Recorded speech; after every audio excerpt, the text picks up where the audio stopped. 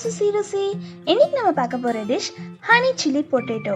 இதுக்கு தேவையான பொருட்கள் honey 2 tablespoon, green chilli sauce 1 tablespoon, soya sauce 2 tablespoon, tomato ketchup 2 tablespoon, எண்ணெய் தேவையான அளவு, இஞ்சி பூண்டு விழுது 1 டேபிள்ஸ்பூன், மிளகுத்தூள் 1 டேபிள்ஸ்பூன், மைதா மாவு 1 கப், கார்ன்ஃப்ளவர் மாவு 2 டேபிள்ஸ்பூன், பச்சை மிளகா 2 எடுத்து வெட்டி வச்சுருக்கேன், உருளைக்கிழங்கு ஒரு 4 to 5 ஸ்லைஸாக வெட்டிக்கோங்க, 2 வெங்காயம் ஸ்லைஸாக வெட்டி வச்சுருக்கேன்.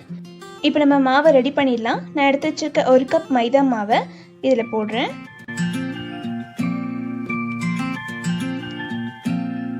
இப்போ மிளகுத்தூள் ஒரு 1/2 டேபிள்ஸ்பூன் இதில் சேர்த்துக்கலாம்.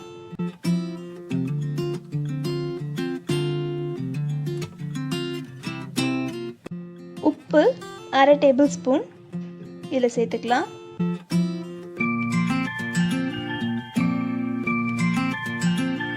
இப்போ இது லேசாக மிக்ஸ் பண்ணிக்கோங்க.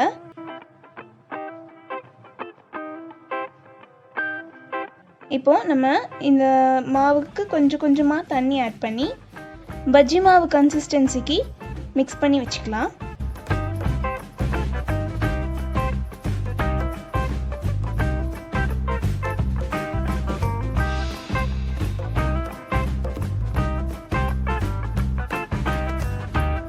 இப்போ இந்த மாதிரி ஒரு நல்ல மாவு கன்சிஸ்டன்சிக்கு மிக்ஸ் பண்ணி வச்சுக்கோங்க. இப்போ நம்ம இந்த உருளைக்கிழங்க இதில் போட்டு எண்ணெயில் போட்டு ஃப்ரை பண்ணி எடுத்துடலாம்.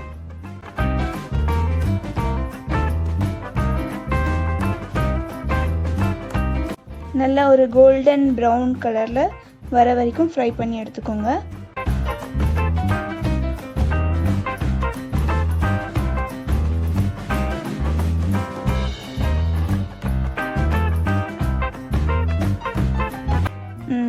நல்ல கோல்டன் ப்ரௌன் ஆயிடுச்சு. மாற்றிக்கலாம் அதை பவுலில். இப்போ நான் பேனில் 2 டேபிள்ஸ்பூன் எண்ணெய் ஊற்றி வச்சுருக்கேன். இது நல்லா ஹீட் ஆயிடுச்சு. இப்போ இந்த ஆயிலில் இஞ்சி பூண்டு பேஸ்ட்டை போட்டுடலாம். இப்போ இதை லேசாக வதக்கிக்கோங்க.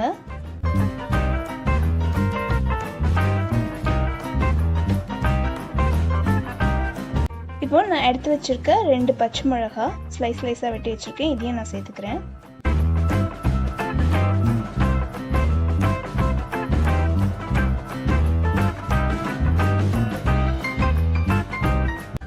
இப்போ நான் எடுத்து வச்சிருக்க ஆனியன்ஸையும் இதில் சேர்த்துக்கிறேன்.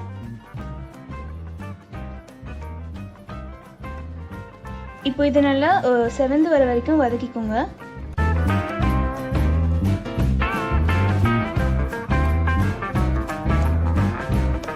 இப்போ நான் எடுத்து வச்சிருக்கேன் டொமேட்டோ கெச்சப் 1 டேபிள்ஸ்பூன் இதை நான் சேர்த்துக்கிறேன்.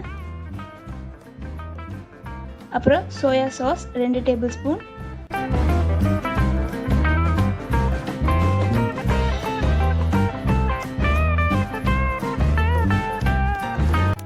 கிரீன் சில்லி சாஸ் 1 டேபிள்ஸ்பூன் இதையும் நான் இதில் சேர்த்துக்கிறேன். லேசாக அப்படியே வதக்கிக்கோங்க. இப்போ கொஞ்சமாக இதுக்கு தேவையான அளவு உப்பு ஒரு 1/2 டேபிள்ஸ்பூன் சேர்த்துருக்கேன்.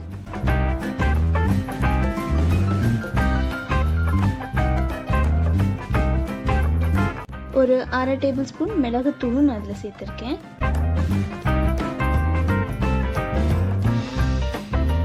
இப்போ கார்ன்ஃப்ளவர் மாவை நான் கொஞ்சமாக தண்ணி ஊற்றி கரைச்சி வச்சுருக்கேன். திக்னஸ்க்காக நம்ம இதை சேர்த்துக்கலாம். இதை கொஞ்சம் நல்லா வதக்கிக்கோங்க. ஓரளவுக்கு திக்காகும் பார்த்தீங்களா. இப்போ நம்ம ஹனி சேர்த்துடலாம். ஒரு 2 டேபிள்ஸ்பூன் ஹனியை இதில் சேர்த்துக்கிறேன்.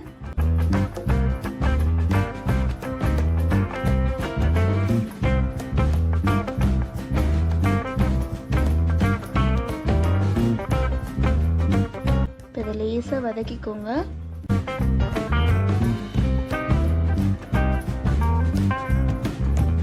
இப்போ நம்ம ஃப்ரை பண்ணி எடுத்து வச்சுருக்க பொட்டேட்டோஸையும் இதில் சேர்த்துக்கலாம்.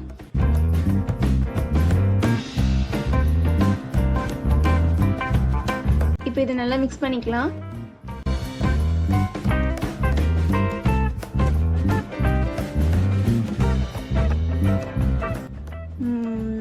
டிஷ் முடிய போகிற ஸ்டேஜ் வந்துடுச்சு.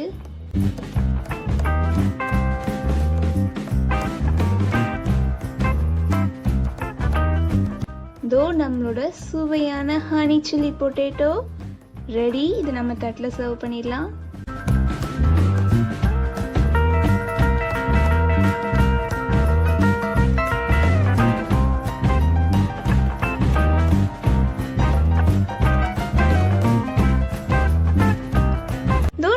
சுவையான ஹனி சில்லி பொட்டேட்டோ ரெடி. இந்த வீடியோ உங்களுக்கு பிடிச்சிருந்தா லைக் பண்ணுங்க, ஷேர் பண்ணுங்க. சுசி ருசிக்கு மறக்காம சப்ஸ்கிரைப் பண்ணுங்க.